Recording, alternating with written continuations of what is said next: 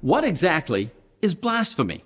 Now, I get asked this question from time to time, and the best answer I've come up with so far is that blasphemy is when a person or a religion tells lies about God, claims to be God, or tries to stand in the place of God, or interferes with the work of God. This is a perfect description of the beast-like power we find in Revelation chapter 13. That's what John saw, and Daniel, referring to this same power, said that this same beast would try to change times and laws. And again, we have to ask, did the Christian church, under the leadership of papal Rome, ever try to change God's laws? Did that happen? Well, look at this. F. Luci Ferraris was a lawyer and an expert in papal law. Look at what he wrote in 1763. The Pope is of so great authority and power that he can modify, explain, or interpret even divine law. Now you have to ask, what divine law are they referring to?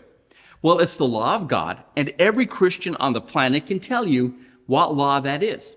It's the Ten Commandments. So Ferraris is saying that the Pope has the authority to modify, change, or do away with any of the Ten Commandments whenever he wants to. And then he goes on to say, the Pope can modify divine law since his power is not of man, but of God, and he acts as the vice-regent of God upon earth. Now this from Cardinal Gibbons in October of 1894. Of course, the Catholic Church claims that the change from Sabbath to Sunday was her act. And the act is a mark of her ecclesiastical power and authority in religious matters.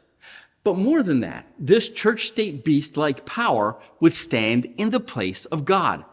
Now, how would they do that? By claiming to have the authority to not only forgive sin, but to remove it. In other words, salvation was no longer found through Jesus, it was to be found through the church. Which meant that if you wanted to be saved, you had to worship when and how the church told you to worship, or you were going to burn.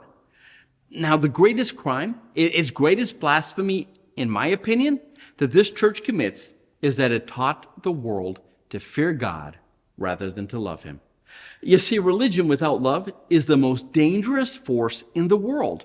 Religion without love is the most dangerous thing on the planet. It's not atheism, Hinduism, or the New Age movement. It's not capitalism or communism. It's not liberals or conservatives. The most dangerous thing in the world is a religion that doesn't know how to love. So how is this world going to end? Well, it's going to end with religious people using the power of the state to kill others in the name of God. Well, that was our nugget for today. Again, have a look at your lesson, and I'll see you tomorrow.